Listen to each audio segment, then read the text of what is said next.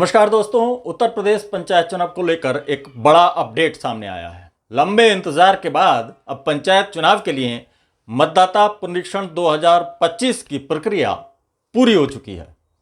State election commission 10 जून को अंतिम मतदाता सूची जारी करने की तैयारी में है।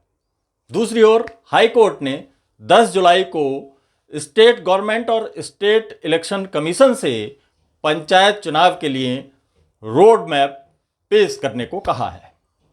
हालांकि इस बीच राष्ट्रीय अधिकार संघ यूपी पंचायत चुनाव कराने के लिए आंदोलन को धार देने में लगा है। संघ ने 12 जून को लखनऊ के इको गार्डन में बड़ा प्रदर्शन करने का ऐलान किया है।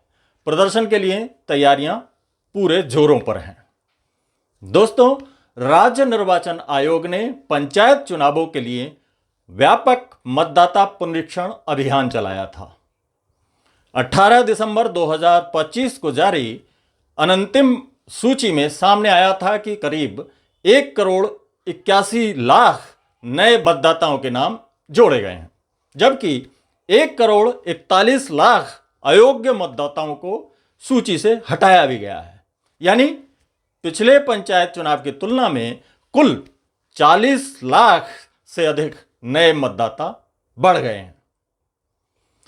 अंतिम सूची जारी होने के बाद आयोग ने जनता से दावे और आपत्तियां मांगी थीं। इस दौरान लाखों शिकायतें और आपत्तियां दर्ज हुईं। इन्हीं के निस्तारण के चलते अंतिम मतदाता सूची यानी फाइनल वोटर लिस्ट जारी करने की तारीख 1-2 नहीं, पूरे 5 बार बढ़ानी पड़ी।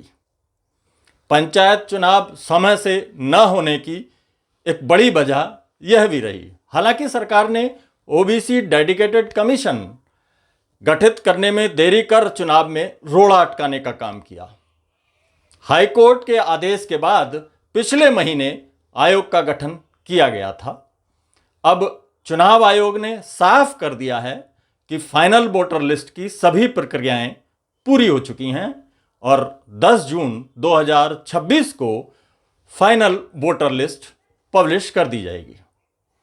अधिकारियों के मुताबिक सभी डेटा ऑनलाइन फीड किया जा चुका है और हर मतदाता को 9 अंकों का स्टेट वोटर नंबर भी आवंटित कर दिया गया है। स्टेट इलेक्शन कमीशन का दावा है कि नई व्यवस्था से चुनाव प्रक्रिया पहले से अधिक पारदर्शी और व्यवस्थित होगी।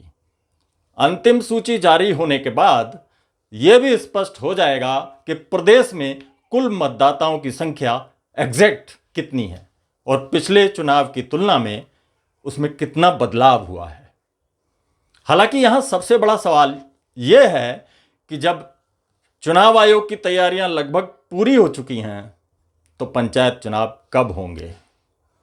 दरअसल चुनाव कार्यक्रम लगातार आगे बढ़ने के कारण सरकार पहले ही ग्राम प्रधानों के स्थान पर प्रशासकों की नियुक्ति कर चुकी है।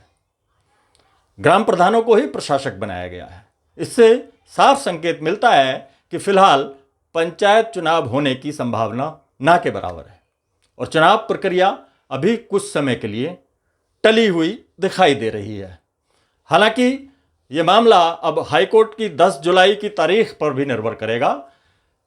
फिलहाल सभी की नज़रें 10 जून पर टिकी हैं, जब फाइनल वोटर लिस्ट जारी होगी।